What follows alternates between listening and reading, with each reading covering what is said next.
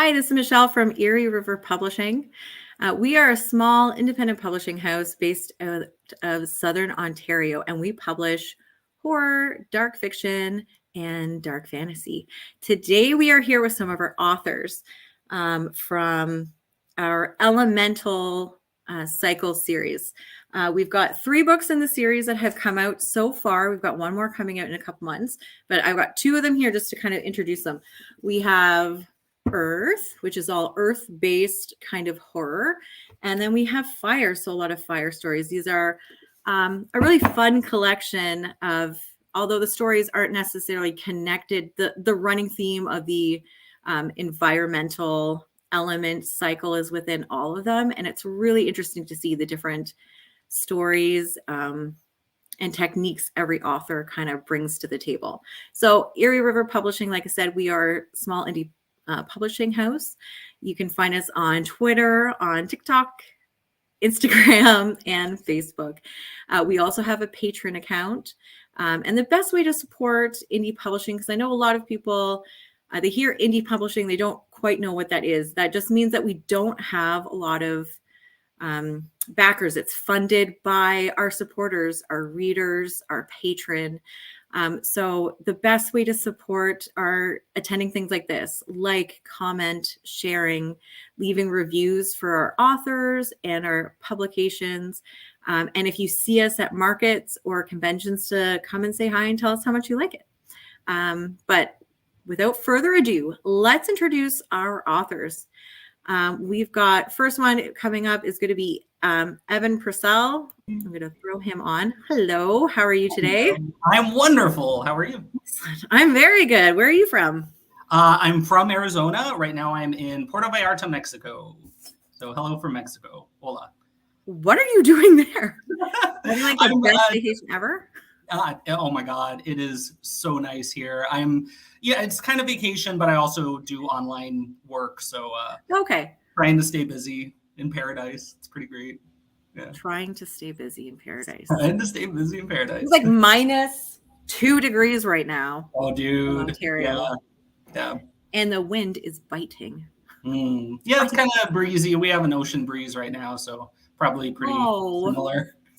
Well, very similar. Yeah. Very similar.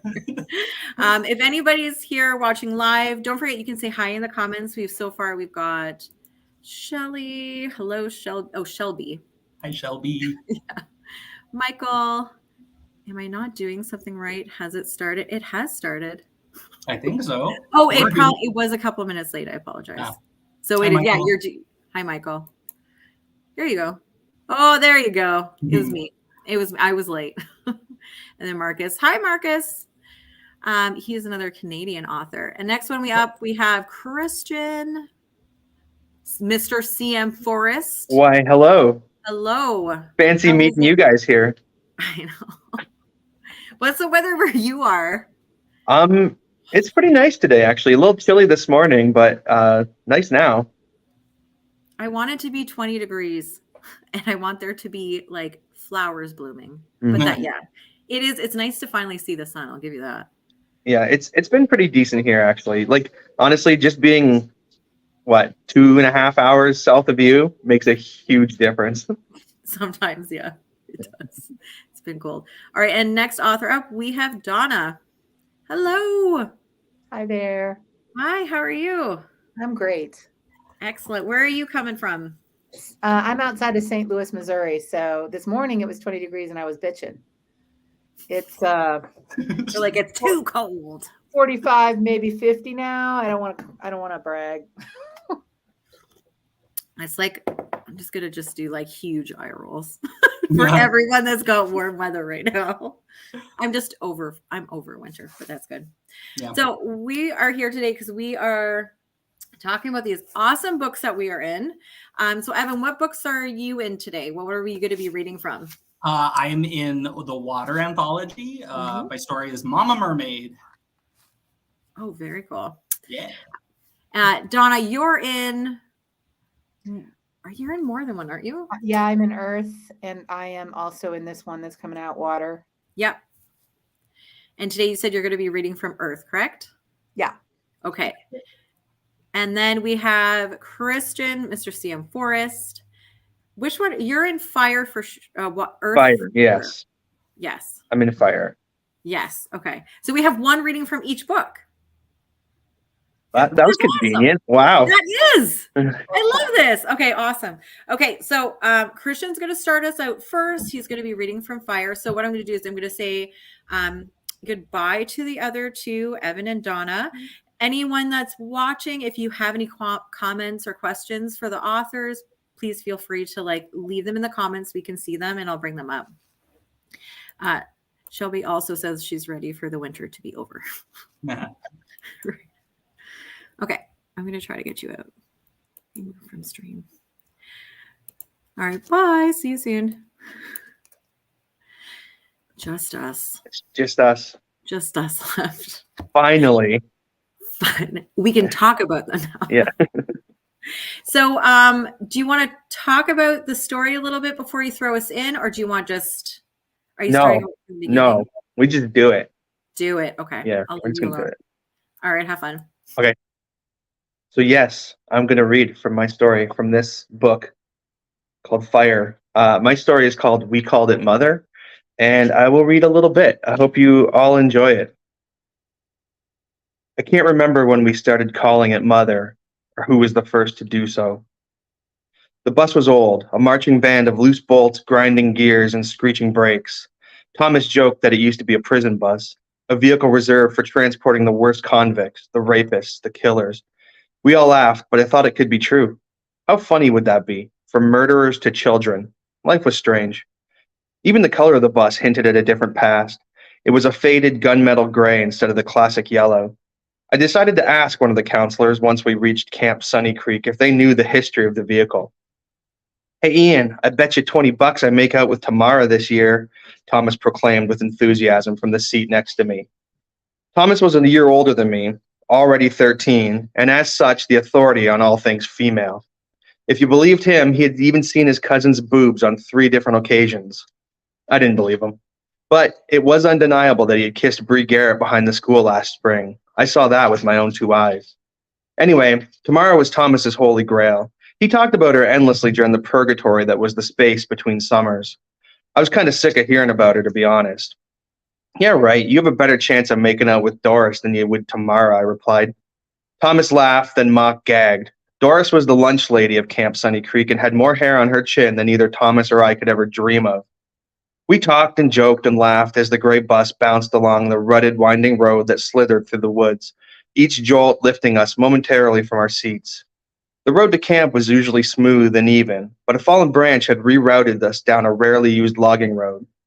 There were no complaints from the passengers. The detour had transformed the drive into an amusement park ride.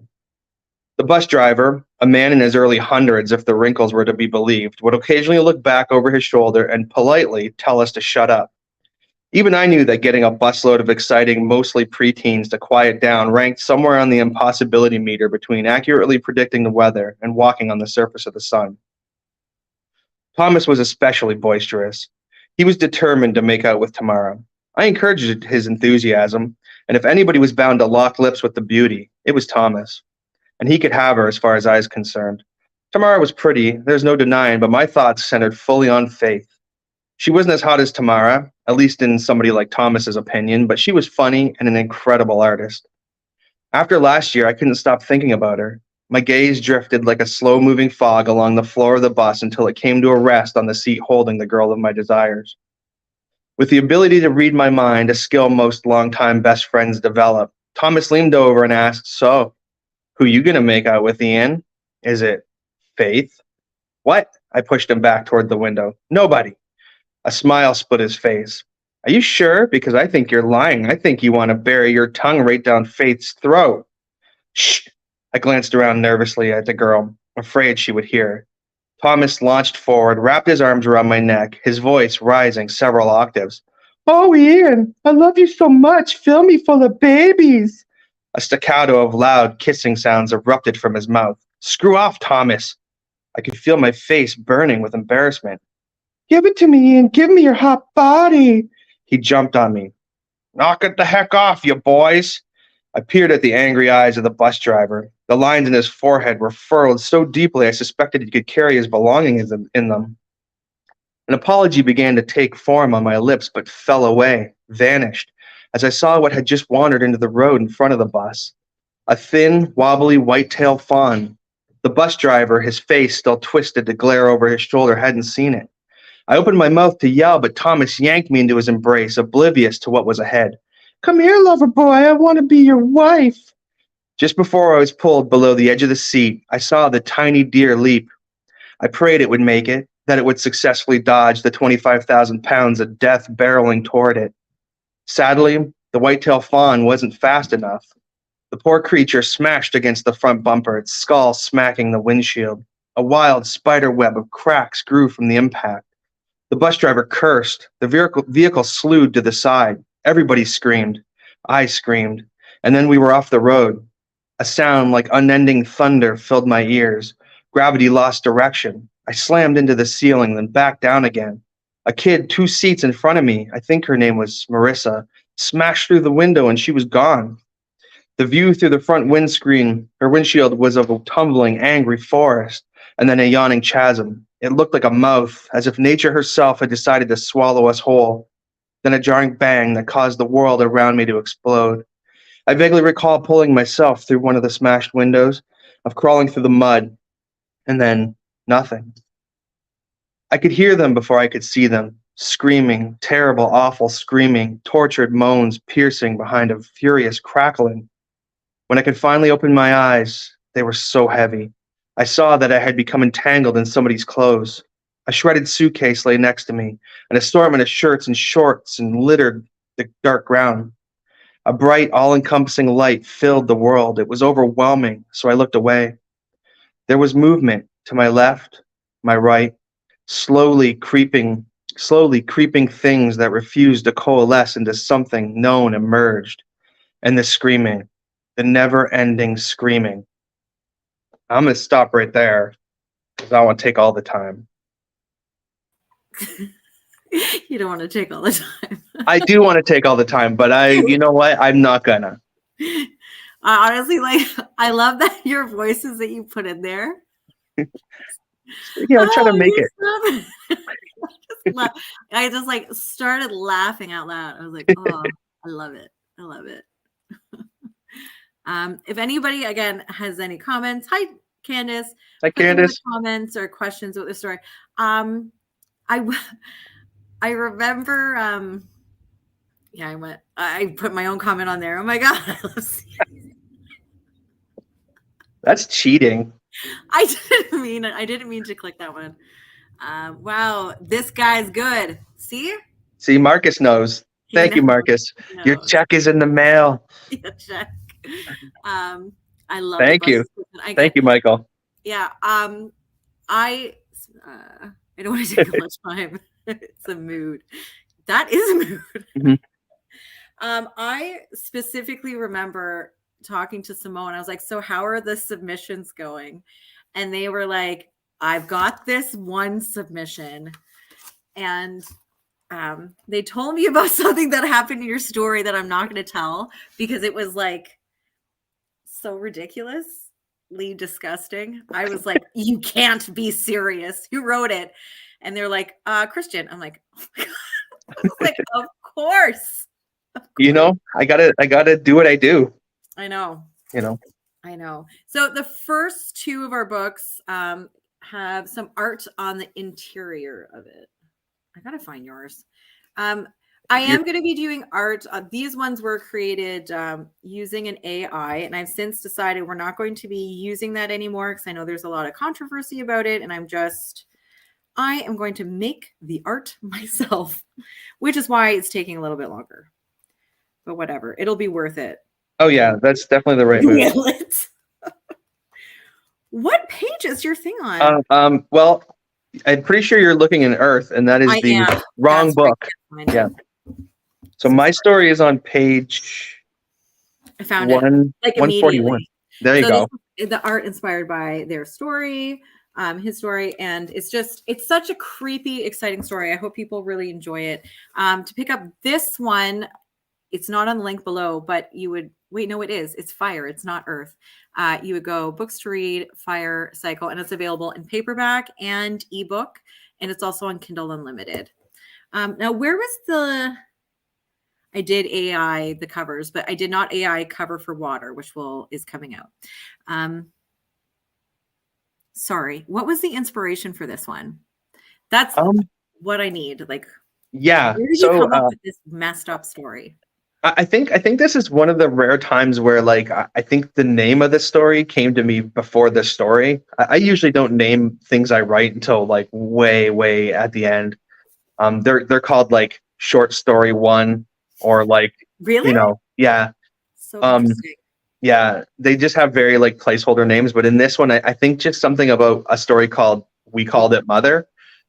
Good. It was like it was there, and then I was like, what did they call Mother? I gotta know. And it just kind of came out. But yeah, very rare instance of the name coming first. Yeah. No, that's very cool. So you built this one specifically off of the name, which I think is really interesting. Cool.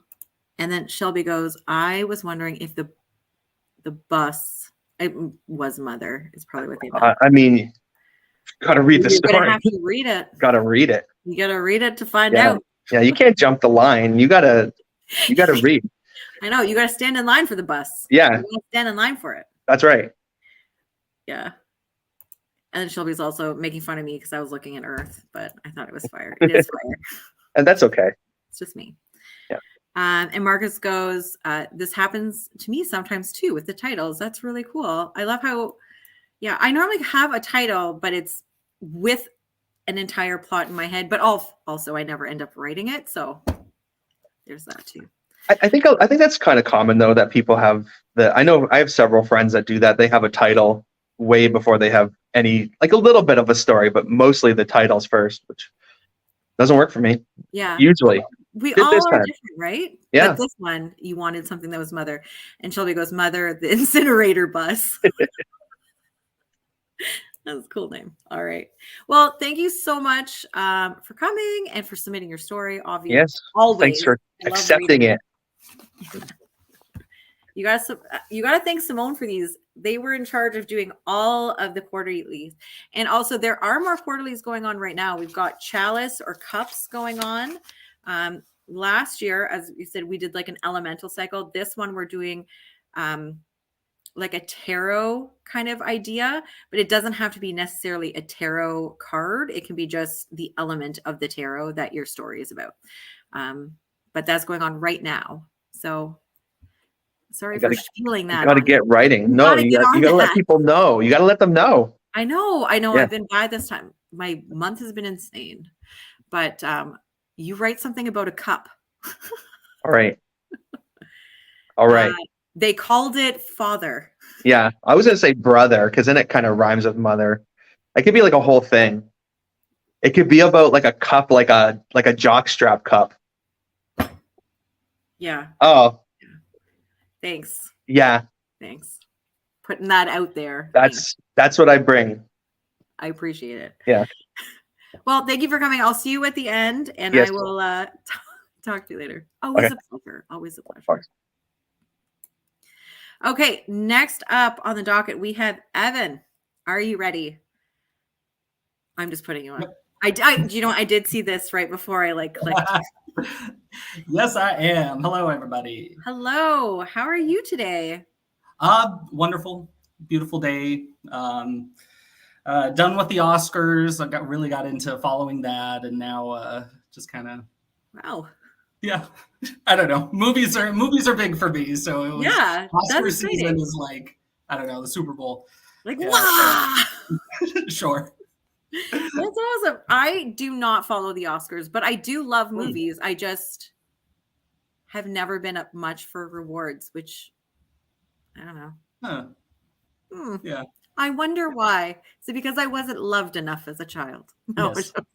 Yes. That's what it is. Yeah. I think did your parents watch it? Like, was it a thing in your house? Yeah, it was growing up, and then they stopped, and I just kind of kept. And you're like, I love following it. Yeah, Yeah. I think that's probably, Yeah. I don't think my parents ever got into it. That's why. Maybe that's, Mm. although Well, I do up there, like to you guys watch have the dresses. sure, The yeah, and there were outfits. some good ones, yeah. But up there, you guys have the Gemini Awards, right? Isn't Juno? that your Oscars? Juno Awards, that's it. Wait, Isn't that the same thing? okay, do you know what? We have awards too. And I also do not watch those. Oh, okay. Never mind then. Yeah, like we have a Gemini and a Juno, and I don't actually know what either of them are for. Well, I think one's for music and one is for something else. I'm not quite sure. Cool. Yeah. And I'm sure Christian's just like being like, oh, this other Canadian, yeah, he's like this. Sad. Sad. Okay. Yeah, sorry. So you wrote for water, and we don't have I forgot to put the cover on here. So water is the water element for the elemental cycle. It's our third book. We just released it. It's an ebook right now. Did you want to talk about it a little bit before you like jump in? Or yeah, I think I need to set it up a little because I'm not reading directly from the beginning. All right. So the story is Mama Mermaid, and the premise is a single mother is trying to like reconnect with her little daughter. They're on the beach, and the daughter wishes to meet a mermaid. Very cool. Yeah, and horror ensues. So the best type of book. Yeah, of course. All right, so we're good. All right. We are definitely. I'm going to leave myself. You go for it, and just like wave or nod or be like, I am done, and I'll try to get back on. Oh, sure. All right. Good luck. Have fun. All right. Thank you. All right. I didn't know how long I was out. No dreams, no thoughts. But I woke up to jolts of terrible pain. Dave, I shouted, my ex-husband's name. The word just came out of me. Polly ran into the room. She had been playing in the kitchen, and her hands were covered with flour. Mama? Hand me the phone, I told her. She didn't. Instead, she asked, Mama, what's wrong? My legs were wrong. They felt like they were on fire. Everything below my waist was throbbing in the most intense pain of my life. So much pain I couldn't answer her. Did a stingray get you? Polly asked. I started to speak, but my throat was too dry and my pain was too intense. Instead, I just coughed. Polly stared at me, saw how I was writhing around in the bed. Slowly, she began to pull off the blanket. I tried to say no, but I couldn't. And that pain, that fiery shooting pain, I had to see what had happened. I pulled off the blanket and screamed. My throat wasn't too dry to scream. My legs were no longer legs. They were fused together into one thick limb that tapered down from my hips to my feet. My feet were no longer feet. They had widened and fanned out, each toe connected with extra flaps of skin. This was a fleshy tail. While I screamed, Polly giggled. When I stopped, so did she. You're a mermaid! You're a mermaid, she said. I wished for a mermaid, and it's you, Mama. I sputtered. I was going to say doctor, but I held back. I knew I needed medical attention, but I couldn't wait here for some doctor to come. I was drying out. I was dying. I needed to get to the sea. Roll the wheelbarrow here. She raised an eyebrow, the same look of confusion that her dad always gave me. What's the cart thing outside? I shouted. Oh, she said. Okay. And she happily skipped out the door. I waited a long time. My hands touched what had once been legs, and I wanted to throw up. It was a tail, but it was made of skin. It still had the same freckles that my legs once had. Would it have been better if everything was covered in scales? Would it have been less horrifying? God, I wanted to throw up. Polly ran back inside, pushing the rusty wheelbarrow with all her strength. She was too small and weak to keep it steady, but she shoved it into the room. This thing? She asked. Yes, I said. I know it's heavy, but bring it next to the bed. She did. Listen, I said, I'm going to roll into it. Hold it steady. She held on to the handle. She was still smiling. With all my strength, I rolled off the bed and landed hard in the rusted wheelbarrow. My head struck its edge, giving me a minor shock of pain to distract me from the more serious pain in my lower half. I was in the wheelbarrow now, my disgusting lower limb hanging over the front. Polly just stared at me. Please, I moaned. Push. Water. Polly poked at my tail around where my knees would have been. Please, I moaned again. Mama, she asked, where do you pee and poop now? I don't know. I need water. She giggled a little, and I hated her for it. Your voice is different too, she said. It's pretty. I didn't think I sounded pretty. My voice was scratchy, my throat so dry that it felt like it was bleeding. Push! I struggled. Polly rolled me out the front door. She grunted. The wheelbarrow was heavy, and I made it even heavier. I worried that she wouldn't make it, but we kept going. The ride to the beach was bumpy and painful. The wheelbarrow shook it over every rock, and I could feel pain shoot through me. Polly pushed me along and wheezed from the effort. We didn't pass any pedestrians along the way. I knew in my logical brain that it would have been good to find someone, to show them what had happened and beg for help. But all I cared about was the water. I needed to get back to the water. We followed the path to the small dock. Polly rolled me to the edge. Mama, she asked. I couldn't move now. I was so dried out. I couldn't even turn to look at her. Push, I wheezed. Polly slammed her body into the back of the wheelbarrow and pushed me in.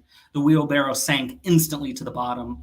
I felt immediate and overwhelming relief. The water rolled over me and all my pain disappeared. I felt natural in the water, at home. Without thinking, I began to swim. As a normal person, I was a relatively good swimmer. I was even on the swim team in junior high, but I had to quit because of too many ear infections. Now, though, swimming felt as instinctive as breathing. My tail kicked behind me, moving in a rolling motion with my entire body, and I swam in easy circles. I didn't need to break the surface to catch my breath. I stayed under, exploring the water, and I could see everything, every little pebble below me, every minor movement of the tiny crabs, every bubble. This was my world now. This was my life. And I'm going to stop there. Just a small bit of it. It gets crazier from there. And that's it. I enjoyed that, Cool. especially the description of the fleshy-like tail and the freckles. Because I'm like, you know what? I got a lot of freckles. That's exactly what it would look like. Sure. Yeah. Same. Yeah, that's always the thing about mermaids. It's like they, like, you think about mermaids and it's like, oh, that's so cool. It's like half and half or whatever. But like the logistics of that is really creepy, you know? Like if you really think about like, you know, one body merging into another body and stuff, it's not pleasant. Yeah, it doesn't sound. Yeah. I'm just thinking about like who was it that thought that shoot, what are they called? The white things in Florida that are in the waters. Manatees. Manatees. They're saying that some people say that some of the tails of manatees are where like the idea of a mermaid originated from, because when they're in the water and they have like their bones look like knees or something like that. Okay. Yeah. And that people thought that's where they thought that they were actually mermaids, that they were people trapped into. Wow. Yeah. Beautiful. You should look into it. It's pretty disgusting because some people did some very disgusting things to manatees thinking that they were mermaids. But anyways, you know what? Sometimes you get stuck in a black hole of the internet and you learn about, you know, having fun with manatees in a bestiality kind of way. Yeah. Yeah. Like a wiki hole or whatever. You Google one thing and it's like, oh, now I'm going to read about, I don't know. I enjoy this giggle. What are the white things in Florida? Literally, I was going to say all the Republicans. Like, yeah. All the yeah. Never mind. And then Shelby goes, I love the fake mermaid people made in ye old times. Oh yeah, Fiji mermaids. Remember yes, that old those are, show? Yeah. Some of those look really cool. Right? Yeah, it's a monkey, but they cut off the legs and stitch it to the back of a fish. Like people are so disgusting. I love it. Yeah, why not? It's just a different type of taxidermy. I'm just hoping that they didn't, you know, do like, it to a live monkey. I don't know. I'm sure someone did because we're disgusting. Probably, yeah. But there we go. Where did they? No, we're getting off. I told you I would be the first one to say something that was sure. Like, yeah. You know, I do it to make everyone else feel better about just being themselves. Where did the inspiration of this, like this woman morphing just by a simple wish, from from her daughter Yeah. come from? Where'd it come from? Manatees. I was just watching them out my window. Oh my gosh, it was manatees. No, I do not think we have manatees here. I don't know. I like mermaids. I think mermaid stories are pretty cool. There are some good Yeah. lower budget like horror movies about mermaids and sirens Yes. and stuff. They're all garbage, but they're great. And I don't know. I wanted to do a mermaid story that was more body horror, which you could see in kind of the section that I read, but it ends up being like not the biggest part of the story. It goes in different directions. And I think I kind of started with that image of a mother, like finding out that like she's morphed and she's horrified while her daughter is giggling because, oh, look, it's real mermaid, and I just like that like combination of like different reactions to something that's pretty out there, Yeah. So yeah, I think that was it. It was like an image that started it, and then I kind of ran with it. Very cool. Well, I hope people enjoy it because it's an interesting story, and it take you on a little bit of a ride. So thank you so much for submitting and writing it. And I really I'm very excited to be part of these anthologies. I think they're great, and check out the book, everyone. Yeah, go get the book. Yes, that's it. Exactly. Thank you so much. Okay, so I'm going to say if anyone has any questions that haven't been put down, we just have someone. Shelby's making fun. They weren't alive, right? About the Fiji. The Fiji part, yeah, no. Well, they weren't after they had half their body chopped off, but exactly. But I think just Google it and then type in like Fiji mermaid X-Files, because there was an X-Files episode with like carnival sideshow stuff. Oh my gosh. That is the X-Files. That is the X-Files show, like the exact episode that is burned in my brain. Exactly. From a child. Same. So good. Yeah. So Google that, everyone, if you don't know what we're talking about. If you haven't watched it, go watch it. Good stuff. Yeah. Perfect. All right. Thank you so much. We'll see you in just a little bit. All right. Again, if anybody is watching, don't forget to say hi in the comments. And we will say hi. If you have any questions for any of the authors, let us know. We are about to see Donna next. Are you ready? Yeah. Okay, good. Hello. Oh, you're on mute. Oh, doggone it. Now you're good. Always something. Well, it's good to be on mute sometimes because true. Noises. How is everybody? How are you? I am good. I am pumped. Good. It's like a sunny day, which is nice. We haven't seen the sun for very much the last couple of weeks, so I am loving that. And I'm just, How are you doing? I am doing great. I'm not going to repeat how wonderful warm it is here. So that's okay. You can it's St. Louis, Missouri. So we're like in the 50s now, and everything's popping. So it's great. Wonderful. No, I love spring is although fall is my favorite season. I love the first moments of spring when like all the crocuses come up and all the like buds are there and like you can feel it in the air. Like there's no feeling like that. And I think that's what my problem is. Like my body is ready to feel that. It's like I need it. So we've got Bone Hives from you. You're reading from Earth. I'm just going to see if I can show the picture of it. Yeah. I think this was a cool picture that we got done. I did too. Yeah. Are you reading straight from the beginning? Yeah. Okay, excellent. I'm going to let you go. If you want to do a small recap or just tell us a little bit about it first, you can, but I'm going to leave it to you. I'm going to jump right in.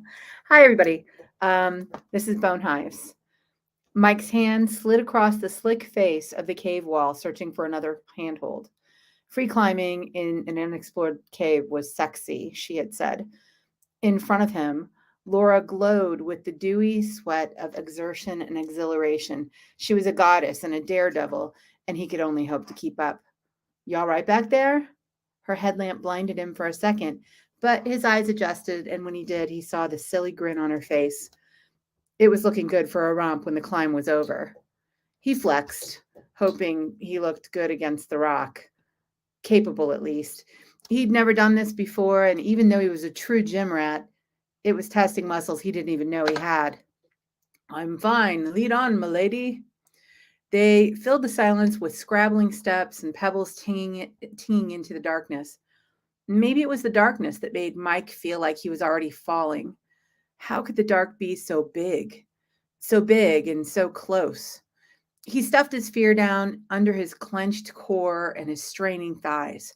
Focus on the movements, on the things you can see, he told himself.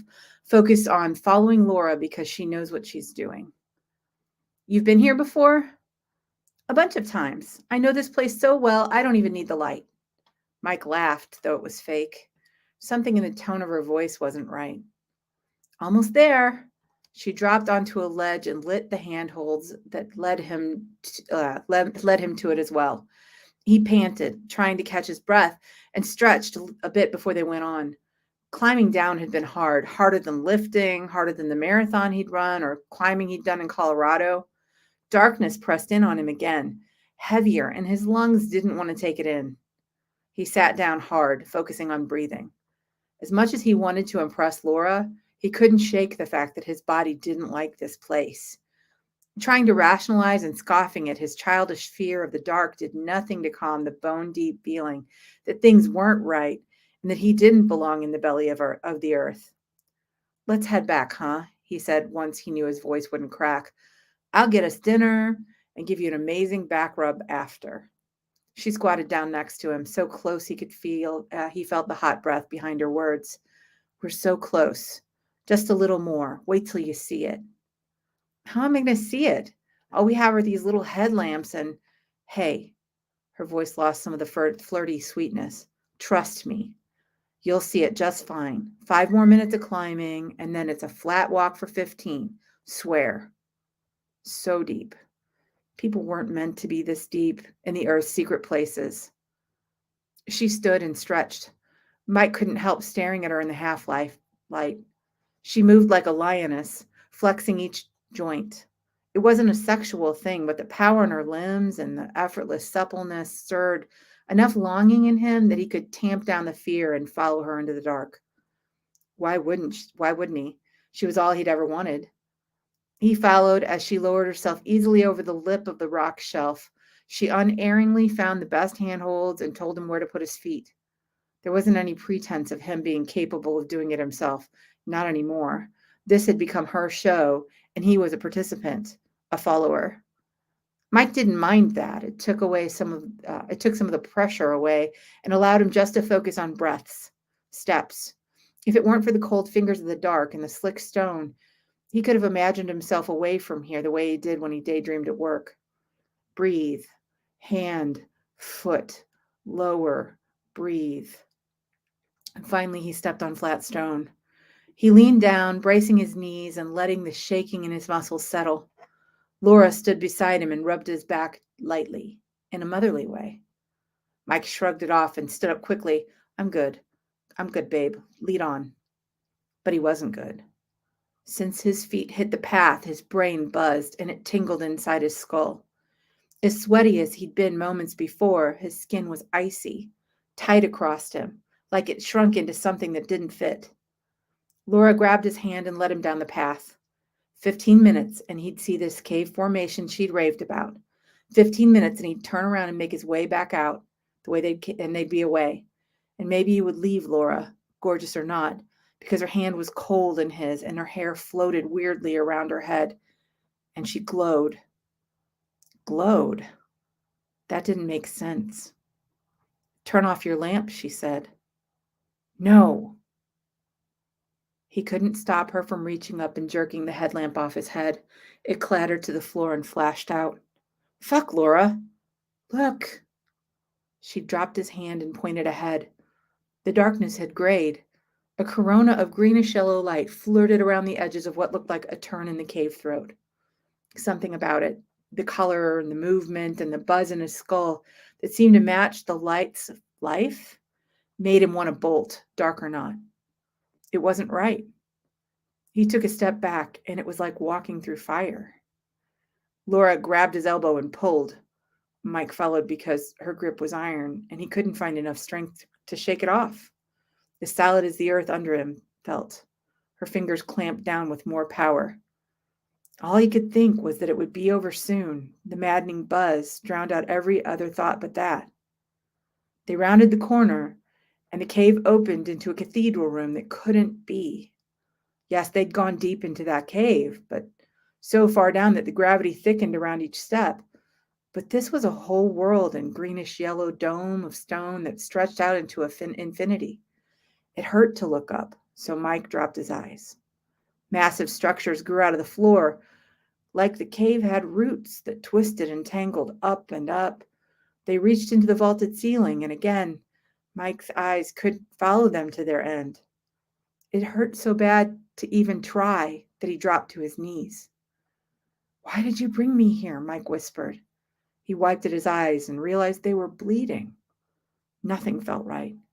The air was soup and his balance was shit. She led him, and he stumbled in her wake.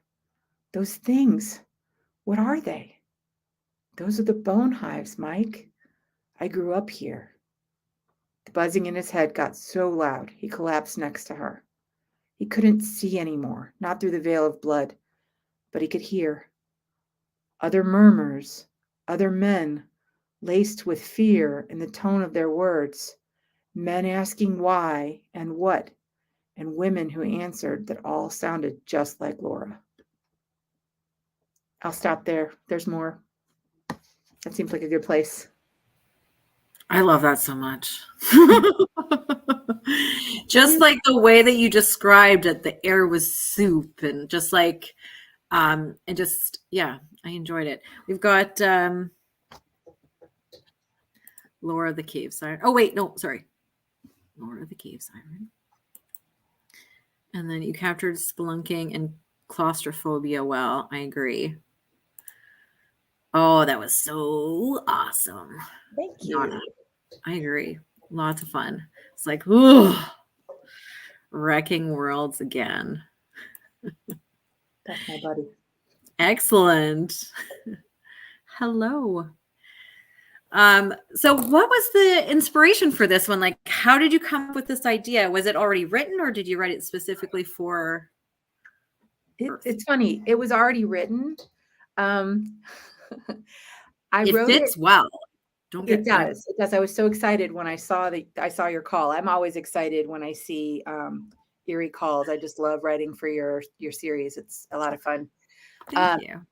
But I do this group called Obsidian Flash, and we respond to a picture every week. And there was this really strange picture that immediately made me like claustrophobic, and it felt like it was like crushing me. And it was a bunch of bone-shaped hives, and it just came to me really fast and really clearly. The story hasn't changed very much. Yeah. But claustrophobia. I love caves, actually. Really? The claustrophobia of the dark and somebody who can't take it, the fear would be amazing. Yeah, absolutely. Well, that's perfect. Thank you thank you so much. Damn it, Michelle. Sorry. Oh, Candace is highly claustrophobic. So I wonder, was that almost painful to hear? Sorry, when you're like having all those emotions brought up just by listening to things, right? I think that's the coolest thing about horror is that you can go through the initial fear process and get the endorphins running and your blood pumping, but you're still like absolutely safe at the same time. Yeah. So Candace's like, yes, very much. Listen, Michelle, the story that is in the Water book that's coming out is literally my nightmare. Is it? I'm not so much about the claustrophobia. I don't like dark, but depths and the sea and sharks terrify me. They terrify me. I can't. Not even. Not even. My mom's like that too. She's like terrified of the ocean. She's like, nope, we're never going on a boat. I'm like, oh, I really want to go on a cruise. One of these days. Okay, let's bring the other people up, and then we will do. If anyone is, I see some people are watching. So if you have any questions for all of us, click on here. We've got about 10 minutes left before we're going to say goodbye. Evan, I'm putting you up next. Sorry, doing it. You too, Christian. Haha. There we go. Perfect. Thank you so much, everybody. Evan, you are unmiked. Muted. There you go. Problem solved. There you go. Excellent. I'd go on a cruise with you, Michelle. Oh, sorry, I'm reading something. Shelby's saying I should go on a cruise with me. Thank you. We should do a Erie River cruise. An Erie River cruise. Yes. Yes. I might risk that. I'm telling you. I'm looking at grants this year. Maybe I can make it a business expense. Completely rational fear with the sea. I think a lot of people are scared of the sea and stuff like that because it is so like unknown and like how many people die in it every year? So many, I'm sure. Like that's So why there many. was heat washing up in like Vancouver for all those years. What? Sorry, this go. You have to Google it. Feet washing up on the shore in Vancouver. Different feet, different shoes. Huh. I'm guessing they're American feet that washed upwards. Some of them have never been identified. Wow. But it was like, well, like bodies decompose and it's a joint, so like the feet get stuck in the shoe and the shoe floats. I hate when that happens. Yeah. Yeah. Well, okay. So if you're planning on murdering someone, Okay. take the shoes off. You got it. There you go. So here's a question from Shelby. This, I guess, would be people, well, for everyone. Let's start with Christian. Do any of you have a favorite story from another Erie anthology? No. No, you know what though? I'm gonna be totally honest. I haven't read a lot of Erie anthologies, but I've read a lot of Erie novels, and I have a favorite novel. Does this count? Can I? Of course. Am I kicked out? Okay, it's Infested. No. I'm like, No. Tell me it's Infested. I've got to find it. A really good one though I just read was Golf, and it was awesome. I agree. Yeah. Golf by Shelley Campbell. Mwah. I can't wait for book number 2 to come out for it. I'm dying. I'm so excited. I'm dying. You're gonna have to help me. We're gonna have to do developments on it too, and be like, let's do this. Cool. Yeah, Evan, have you read any of ours? Only the water one.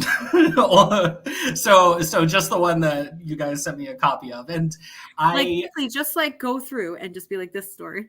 Yeah, no, I read the whole thing, and Oh, did you? Okay, good. Oh yeah, I did. Yeah, no, it's great. I think I don't know. I don't want to highlight any specific ones. I just liked, It's okay. at least in our anthology, I like the variety of it because I Yeah. was kind of like when I first started reading it, I was like, oh, I wonder if there are other like body horror type stories like the one that I did, and not really. It was just like all different kinds of creepiness, Yeah. and some were slow and like atmospheric, and some were just like gnarly. So yeah. Hopefully the other anthologies are similar, where it's like a grab bag of gross, crazy things. Yeah, we definitely try to do that.